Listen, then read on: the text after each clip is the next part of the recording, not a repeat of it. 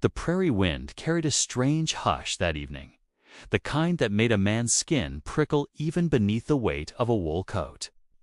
Dust swirled across the narrow trail, clinging to boots and breaking the silence with every crunch of dry earth.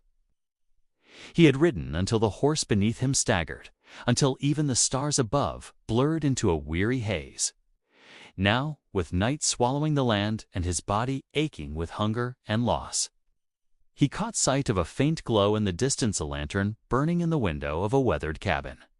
It was not salvation, not yet, but it was a chance, a roof against the cold, a fire to keep him alive until morning. The man was no stranger to hard ground or restless nights.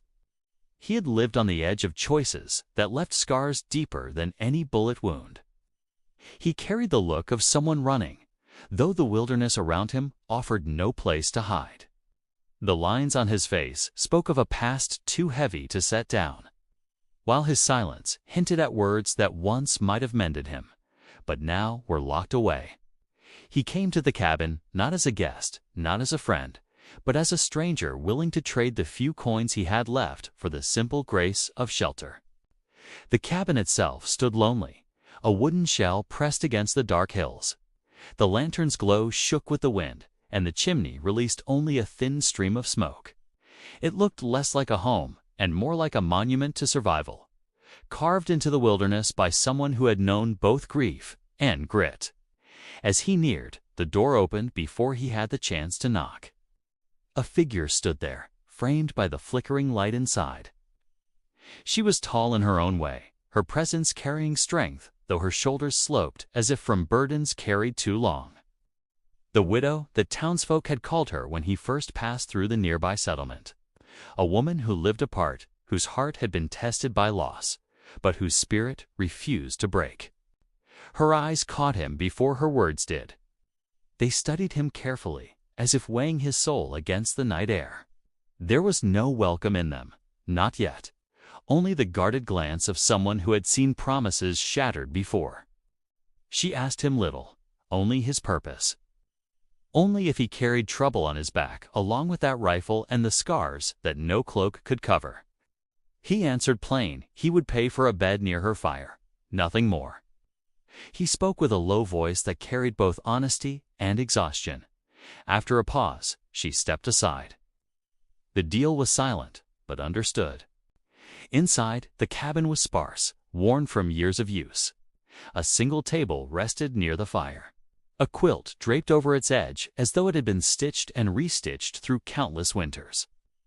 The walls whispered of a man once present but gone too soon, his absence marked by tools that no longer moved and a chair that no longer creaked with weight. Yet in the widow's quiet way, the home still breathed of care. She stoked the fire with a steady hand, offered him water from a tin cup, and measured his presence with cautious silence. He laid the coins on the table. It was more than enough for what little he asked, but she did not touch them right away. Money had never healed grief or filled an empty bed, and she seemed to know it. Still, she accepted the trade, if only because pride demanded she keep control of her home. He thanked her, his voice rough but sincere, and sank into the warmth of the flames. For the first time in many nights, he let the weariness claim him, though the unease of his spirit never fully slept. The widow studied him in that silence, seeing not only the dirt on his boots, but the weight he carried in his eyes. Something about him mirrored the hollow places in her own chest, the kind of emptiness born from choices and chance that could never be undone. She did not ask his name. He did not offer it.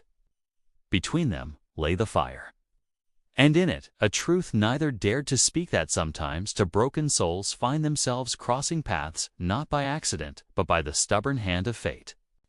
Outside, the wind howled against the boards, pressing against the cabin like a reminder that the world beyond was still cruel. Coyotes yipped in the distance, and the horse tied outside shifted uneasily.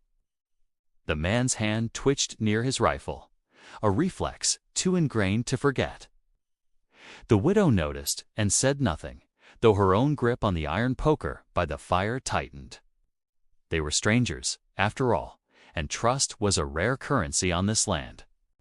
Yet as the night wore on, an unspoken shift filled the room. His silence was not the silence of a liar, but of a man too tired to hide his wounds. Her movements were not of fear, but of someone long accustomed to danger, yet unwilling to bow before it. She poured him a bowl of stew without asking, and though he hesitated at first, hunger won out.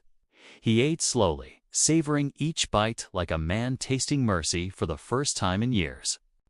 The widow's eyes lingered on him longer now, her expression softer, though still lined with caution.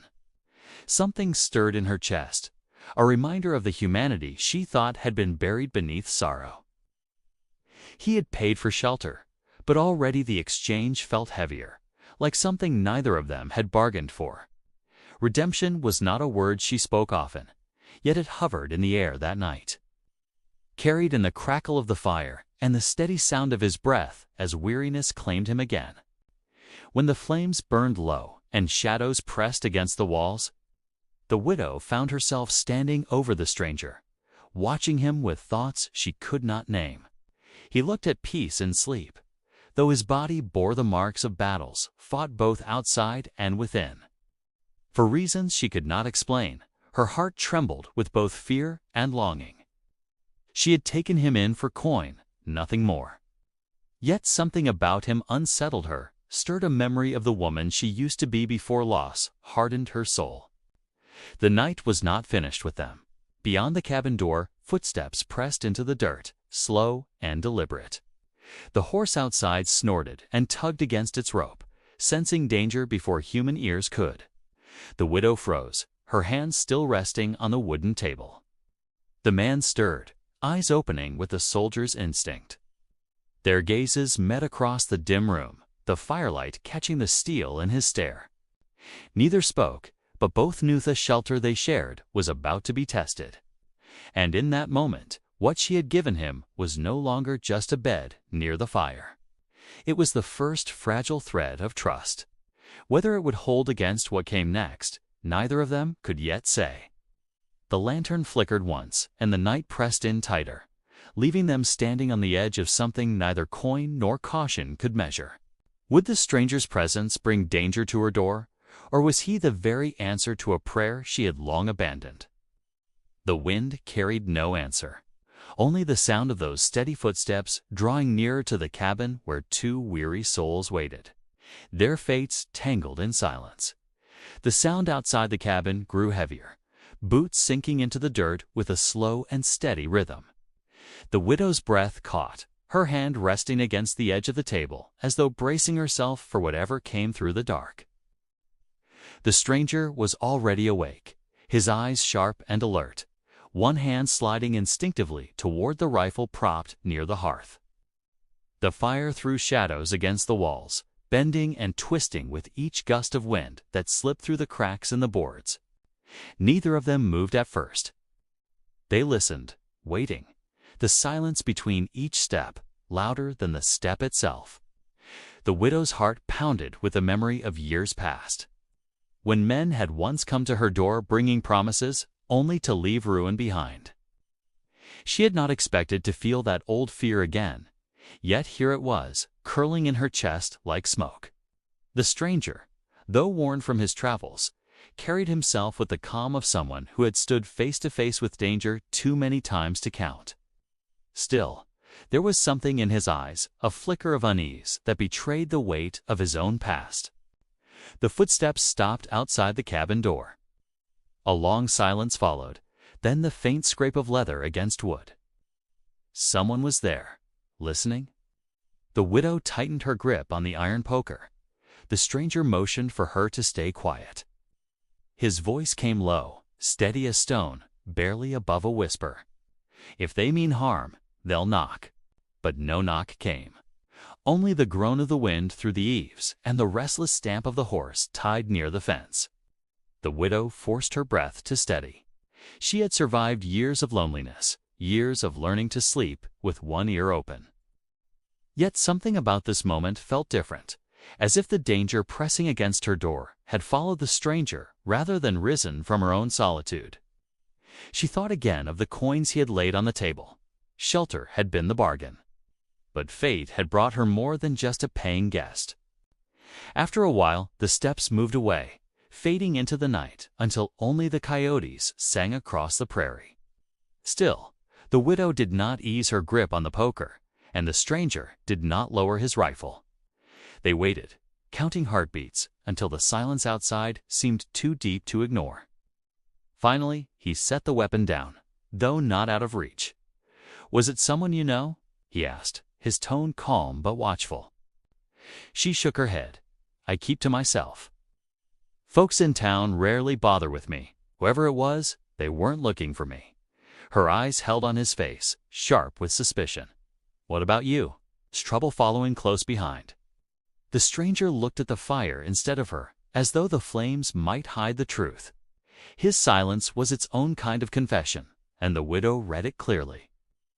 He did not need to speak for her to understand that wherever he came from, whatever road had carried him here, he was not free of it yet. The cabin settled into quiet again, though the air was heavy with unspoken words. The widow returned to her chair, though she kept the poker close.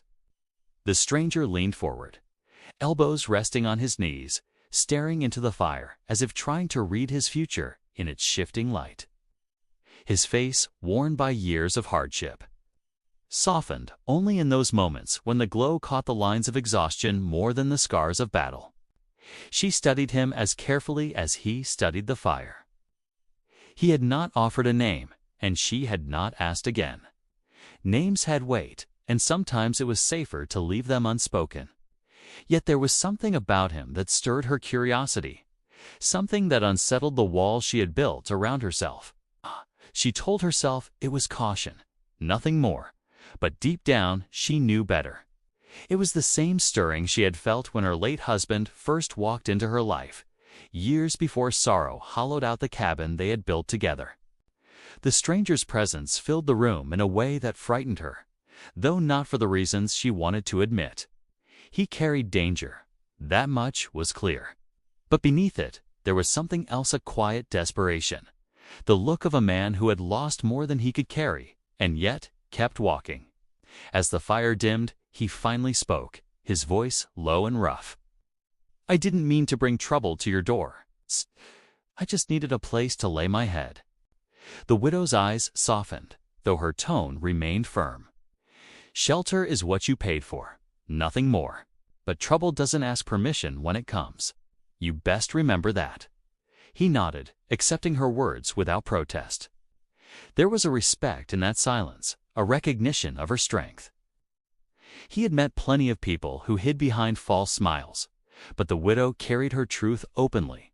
She had endured, and in that endurance he found something he hadn't felt in years, echo of hope. The night stretched on, long and restless. Neither of them truly slept. She dozed lightly in her chair, her hand resting on the poker.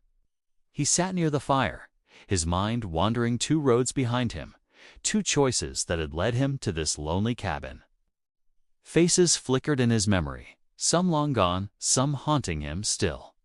He wondered if redemption was a thing a man like him could ever grasp, or if it was only a dream for those untouched by the sins of survival. When the gray of dawn touched the horizon, the widow stirred first. She rose without a word, moving about the cabin with quiet purpose, setting water to boil and pulling a small loaf of bread from a cloth. The stranger watched, not with hunger, but with a kind of reverence. Her life was simple, stripped down to the bare bones of what survival demanded. Yet in that simplicity lay a dignity that humbled him. He offered to chop wood in return for her kindness, and after a long moment, she agreed. Outside, the prairie stretched endless, the chill of morning biting at his hands as he split log after log. The steady rhythm steadied him, though his thoughts never drifted far from the footsteps in the night. Someone had been there, and someone might come again. Whether they sought him or the widow, the danger was real, and it lingered like a shadow too heavy to shake. From the window, she watched him work. His movements were strong, deliberate, yet tinged with weariness. He was a man used to labor, used to hardship, but she could see the weight pressing him down. Something about the way he carried himself told her he had known loss as deep as her own. And though she told herself to keep her heart guarded, she felt a pull she could not name. By midday, the stranger returned inside, sweat and dust on his brow. She set food before him, plain but warm, and for a while they ate in silence. Then, as though some unseen force compelled him, he began to speak. Not of everything, not yet, but enough to reveal the edges of his story. He had once worn a badge, once carried the weight of law in towns that had long since forgotten what justice meant. But with that badge had come choices that had cost lives, choices that had left blood on his hands. He had laid it down, but laying it down had not freed him. The widow listened without judgment, her eyes steady. She knew what it meant to live with ghosts. Kara's own loss had been no less brutal, though of a different kind. A husband taken by violence, a future stolen in the span of a single night. She had learned to keep breathing, to keep the fire lit, even when her heart threatened to turn to ash.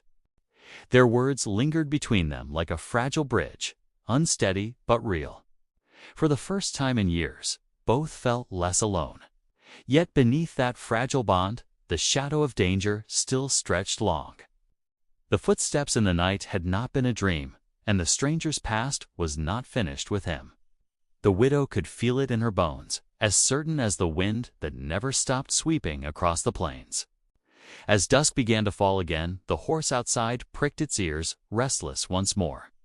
The stranger's hand went to his rifle, and the widow's gaze turned toward the door. The prairie had a way of testing those who dared to claim peace upon it, and tonight it seemed eager to test them both again. Neither spoke, but in the quiet they shared the same thought: the past had come knocking. And the cabin's fragile walls might not be enough to keep it at bay. The prairie dusk came heavy. The sky painted with streaks of fading fire, and the land itself seemed to hold its breath. Inside the cabin, the widow moved with quiet precision, laying wood on the fire, checking the shutters against the rising wind. Yet her mind was elsewhere. Ever since the footsteps in the night, her thoughts refused to rest. She had lived with solitude for years, and danger had become more memory than presence. But now it was near again, breathing against her door. And it had come with a stranger. The man sat near the window, rifle balanced across his knees, his eyes scanning the darkening horizon. His stillness was not of peace, but of a predator waiting, measuring each shadow as if it might rise against them. He did not speak much, but in the silence between them, the widow could hear his thoughts as clear as if he had voiced them. He was expecting trouble, not as a question, but as a certainty. She did not ask what kind of men hunted him. His scars told her enough. Men who had walked too close to blood and revenge did not earn their wounds in innocence. The horse outside stamped its hooves, restless again. The stranger's jaw tightened. He knew the signs too well. Whoever had been there before had not gone far. Perhaps they had been watching all along, waiting for the right moment. The widow tried to keep her hand steady as she set a cup of coffee near him, but the tremor betrayed her fear. He took it gently, nodding his thanks, his voice softer than she expected. "You've lived alone a long time. You must have learned to see danger before it comes." She met his gaze, firm and unyielding. "Danger has a way of finding me whether I see it or not. What matters is standing when it arrives." Her words struck him, though he did not show it. He respected her steel, that unbreakable thread of survival. She was not a woman to bend, not even when grief had hollowed out her life. Yet he wondered how long her strength could hold if the danger he carried bled into her world. He had come seeking nothing more than shelter, but fate had a way of dragging the innocent into battles they had not chosen. Night fell thick, and the sounds outside deepened the call of owls, the rustle of brush as creatures moved unseen. Every noise set the stranger's senses on edge. He had spent years learning the language of danger, and he could feel it now, pressing close, curling like smoke against the cabin walls. The widow felt it too. Her heart pounded each time the wind rattled the door. She had known loneliness for so long that another soul inside her cabin should have brought comfort. Instead, it brought tension, a reminder that peace was fragile, fleeting. And yet, beneath the fear, something unexpected stirred an ember of trust, a fragile bond between two broken lives. The fire crackled, filling the silence with its restless voice. Then, faint but clear, came the sound again. Footsteps, not hurried this time, careful, deliberate. The stranger rose, rifle in hand, moving toward the door with silent steps. The widow followed, the iron poker clenched tight in her grasp. Their eyes met in the dim glow. Neither spoke, for words were useless now. The footsteps stopped. The silence that followed was heavier than before. Then, a voice. Low, steady, but edged with menace. "We know you're in there. Hand him over, and no harm will come to you." The widow froze. Her stomach turned cold, and her eyes flew to the stranger. He did not flinch, though his grip on the rifle tightened. His jaw was set, his breath steady. He had expected this. "They won't stop," he whispered, almost too low for her to hear. Her mind raced. She had asked no questions, taken his coins, and given him shelter. Now his past stood on her doorstep, demanding payment in blood. Fear told her to open the door, to let them take what they wanted, so that she might survive. But another voice, buried deep, whispered that surrender would not save her. Men like that did not keep promises. The stranger moved closer to the window, peering through the crack in the shutter. In the fading moonlight, he counted 3 shapes outside. Maybe more, hidden in the dark. He could feel their hunger, the kind of hunger that came not from food, but from vengeance. He knew their kind too well. He had once been among them before conscience tore him away. Now they hunted him for leaving, for standing against the path he had once walked. The widow's breath shook, but her voice came firm. "If they want blood, they'll have to take mine too." He turned to her, startled by the strength in her tone. For a moment, something broke in his eyes. Something softer than he had allowed himself to feel in years. There was no time for softness. Outside, the men shifted, impatience in their movements. One called again. "Don't make us burn you out, woman. That cabin won't stand against fire." The widow's grip tightened on the poker. Fire had already stolen once from her the man she had loved, the home they had built. She would not watch it happen again. A fury rose in her, mixing with fear, and for the first time in years. Her loneliness no longer felt like armor, but like chains she longed to break. The stranger saw it in her eyes. She was no longer simply giving him shelter. She was standing with him, and in that decision lay both strength and danger. He wanted to tell her to let him go, to hand him over and save herself, but he knew it was already too late. The bond between them, though fragile, had chosen its own path. The men outside muttered among themselves. The stranger's instincts told him they would not wait much longer. He counted the bullets in his rifle, measured the weight of each choice. He had faced death before, but tonight felt different. Tonight, he was not fighting only for himself. The widow steadied her breath, her eyes never leaving the door. In the silence, memories returned her husband's laughter before life had turned cruel. The night she had prayed for purpose, the endless years of emptiness.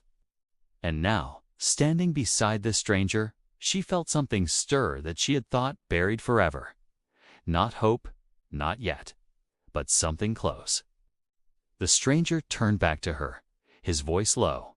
"If it comes to a fight, you stay behind me." Her answer was sharp, unwavering.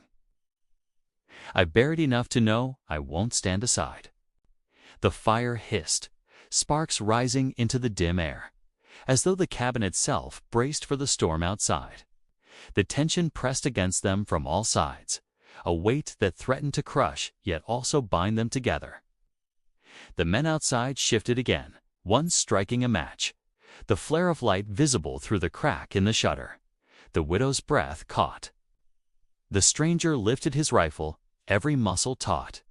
The prairie night held still, waiting for the first move, the first spark that would set everything ablaze. In that moment, as silence stretched thin as glass, the widow and the stranger shared a single truth. Their fates were no longer separate.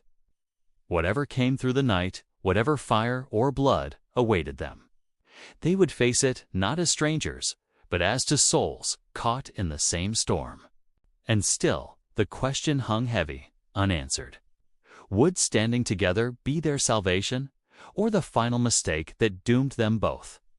The night had turned heavy with silence, the kind that pressed against the walls and made every sound sharper. The men outside waited like wolves circling prey, and the widow's cabin seemed smaller with each passing breath. The stranger stood near the window, his rifle steady in his hands, while the widow held her iron poker as if it were the only thing keeping her courage from slipping. The firelight flickered across their faces, throwing shadows that looked like ghosts of their pasts. The match that had been struck outside hissed and burned low, and though the flame died quickly, its message lingered. Fire was not a threat to be taken lightly. Both of them knew it could turn the cabin to ashes before dawn. The widow's heart raced with the memory of flames long ago, when fire had stolen everything she thought she could not live without. That night had left her hardened, yet the thought of watching it all burn again made her grip the poker so tightly her knuckles whitened. The stranger leaned close, his voice a whisper meant only for her. "They're testing us. They want us to break before they strike. Don't give them that." She nodded, though her chest felt tight. His calm steadied her, but his calm was born of long years walking in the shadow of violence. He knew the rhythm of men like these, the way they threatened before they acted. He had once been among them, a fact that haunted his eyes every time the firelight touched them. The men outside shifted again, and one called out, his tone mocking. "You think you can hide him? We know who's in there. You don't want to pay the price for his sins." The widow's jaw tightened. She had lived with grief too long to let a stranger's voice shake her resolve. But deep inside, she wondered just what kind of sins had followed the man she had let across her threshold. His silence told her more than any confession could. Whoever hunted him believed his blood was worth spilling, and now hers might be too. The stranger moved back from the window and knelt near the fire, checking his rifle. He counted the cartridges with steady hands, though his mind was far from steady. He had seen death up close, had caused it with his own choices, but this time it felt different. He was not fighting for law or survival alone. He was fighting for her, for the fragile thread of trust she had placed in him. That thought made the weight of the rifle heavier than ever before. The widow broke the silence with a quiet question. "If you hand yourself over, will they leave me be?" His eyes lifted to hers, and for a moment the fire seemed to still between them. "No, they'll take everything. That's the kind of men they are." Her breath caught, and she looked away, the truth settling in her chest like a stone. There was no easy way through the night. Survival meant standing together, even if it meant drawing fire to her door. She wanted to curse fate for bringing him here, but another part of her whispered that maybe fate had known she was already standing at the edge of ruin, and this was the test she had been avoiding for too long. The wind outside shifted, carrying the low murmur of the men's voices. The stranger caught a glimpse of movement, two shapes slipping along the side of the cabin, one toward the back, the other toward the barn. His gut told him they meant to set fire to the horse first, to cut off escape before pressing in. He stood quickly, his shadow looming large across the cabin wall. "They're moving," he said. "They're trying to corner us." The widow's grip on the poker tightened, her face pale but steady. She had no illusions about the danger. This was her home, her only place of safety, and now it was under siege. A part of her longed to scream, to demand answers from the stranger about the ghosts that had followed him here, But another part of her knew there was no time for questions. The danger was already clawing at her door. The stranger moved to the back window, peering out into the dark. He saw the faint glow of another match struck near the barn, too far to reach in time. He swore under his breath, then turned back. If they torch the barn, they'll try to push smoke into the cabin. They want to choke us out. The widow's heart hammered. She had faced loneliness, hunger, and grief, but never men like this. Still, her voice came firm, surprising even herself. Then we fight before they take it all. Her words stirred something deep in him, something he thought had been buried long ago. He nodded, his jaw set. Then we fight. The minutes dragged like hours as they prepared in silence. The stranger checked the shutters, the doors, the floorboards. The widow moved with him, gathering what little supplies might be useful: water, cloth, a small knife kept near the hearth. The fire hissed as if it too knew the storm that was about to break. Outside, the men grew restless. Their threats rose louder, more reckless. One slammed a fist against the cabin door, the thud echoing through the small space. Another shouted from the back, his voice dripping with malice. "You've got one chance, stranger. Come out and pay what you owe." The widow glanced at the stranger, searching his face for a hint of what debt these men spoke of. He did not answer, though his eyes darkened with the weight of memory. She could see the truth. There, whatever he owed, it was written in blood. The barn creaked in the distance. Then the faint smell of smoke reached them. The widow's chest clenched. The fire was beginning, small but growing, and with it came the danger she feared most. The stranger cursed under his breath and gripped his rifle tighter. He knew once the fire took hold, time would run thin. The men outside laughed, their voices cruel. "We'll smoke you out like rats." Better to die quick than slow. The widow's fear twisted into fury. She had lost too much already, and she would not let her home be taken without a fight. She raised her chin, her voice cutting through the thick air. "If you want him, you'll have to take me too." Her words silenced the laughter for a moment. Then came a cruel chuckle, the kind that chilled blood. "So be it." The stranger felt something shift inside him. She had chosen to stand with him, not because she owed him, but because she refused to bow. That choice bound him to her in a way stronger than any coin or contract. He could not, would not, let her pay the price for his past. The fire outside grew brighter, its glow flickering against the edges of the window shutters. The horse screamed against the smoke, and the night itself seemed to close in. The men outside moved into position, their boots crunching against the dirt as they prepared for the final push. Inside, the stranger and the widow stood together. Their weapons clutched tight, their breaths steady despite the fear gnawing at their chests. The air thickened, heavy with smoke and suspense, every sound amplified. The crack of firewood, the shuffle of boots, the hiss of wind slipping through the cracks. The widow's voice came low but clear.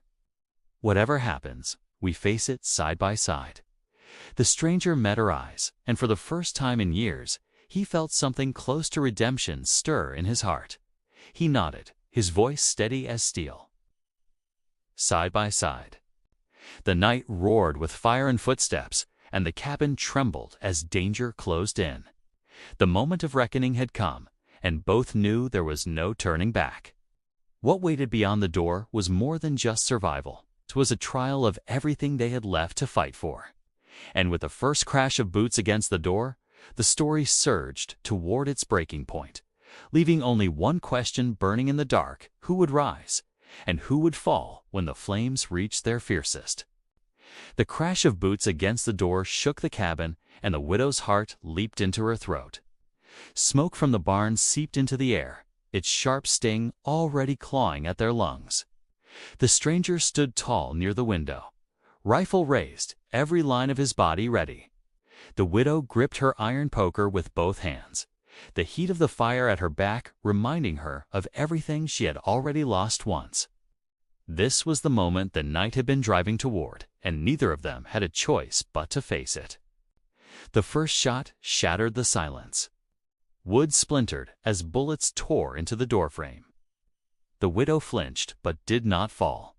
The stranger fired back through the narrow crack of the shutter, his shot cracking sharp against the night. A cry followed, proof that his aim was true. The men outside cursed and scattered, their shadows flickering in the glow of the burning barn. The stranger's face was set in stone, but his eyes burned with something more than survival. This fight was not about running, it was about standing. The widow moved beside him, her chest tight with both terror and defiance. She swung the poker when one of the men tried to force a hand through the window. The sound of bone meeting iron was sickening, and the hand retreated with a howl. Her breath shook, but she held her ground. She was no longer a woman, merely keeping a roof from falling in on her. She was fighting for her home, for her life, and for the man who had stumbled into it, carrying both danger and a strange kind of hope. The battle stretched long into the night. The stranger fired until his cartridges ran thin, then fought with the rifle itself as the men pressed closer. The widow struck with her poker, each blow fueled by years of grief turned into fury. The cabin groaned beneath the storm, but it held. At last, the men outside broke, dragging their wounded and retreating into the dark. Their curses faded into the night wind, leaving only the crackle of flames from the dying barn and the ragged sound of two survivors catching their breath. When silence finally returned, it was heavier than before. The stranger lowered his rifle, his shoulders slumping with exhaustion. The widow dropped her poker to the floor, her hands trembling, her heart still racing like a runaway horse. For a long moment, neither spoke. They listened instead to the night, to the fire, to the proof that they were still alive. The widow's eyes went to the barn, flames licking high against the sky.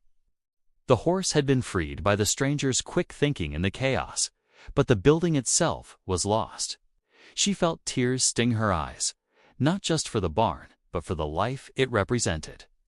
Yet even as she watched it fall to ash, a strange calm settled over her. She had thought she could not bear to lose again, but in standing against the fire and the men, she had found a part of herself she thought buried forever. The stranger stepped beside her, his voice quiet. "I should leave. If I stay, they'll be back." She turned to him, her face pale in the moonlight. "If you leave, they'll find you. And if they find you, they'll circle back to me." Running won't change that. His jaw tightened, the truth in her words cutting deep. He had lived his life on the run, always moving, never planting roots. But tonight had shown him something different. The widow had faced danger not because she had to, but because she chose to. She had stood beside him when she could have cast him out. And for the first time in years, he felt the weight of redemption not as a dream, but as a possibility. They spent the rest of the night tending what could be saved. The barn burned to the ground, but the cabin still stood strong, its walls scarred but unbroken. The stranger patched holes in the shutters while the widow cooled cloths and water to soothe his cuts. In the quiet of those hours, words began to fill the space between them. He spoke, haltingly at first, of the badge he had once carried, of the choices that had led men to hunt him. She listened, her silence not of judgment, but of understanding. Then she shared her own story of the husband taken from her, of the loneliness that had become her shadow. By dawn, something new had settled between them. Not just survival, not just gratitude, but a bond born of fire and trial, one neither of them had sought but both now felt. The sun rose over the prairie, painting the sky with colors of ash and gold. Smoke from the barn drifted into the morning, a scar against the land, but scars had their own stories. The widow stood at the cabin's doorway, watching the horizon with steady eyes. The stranger stood beside her, his hat in his hands, as though unsure if he had earned the right to stay. "You've got nothing left to run with," she said softly. "And I've got nothing left to lose.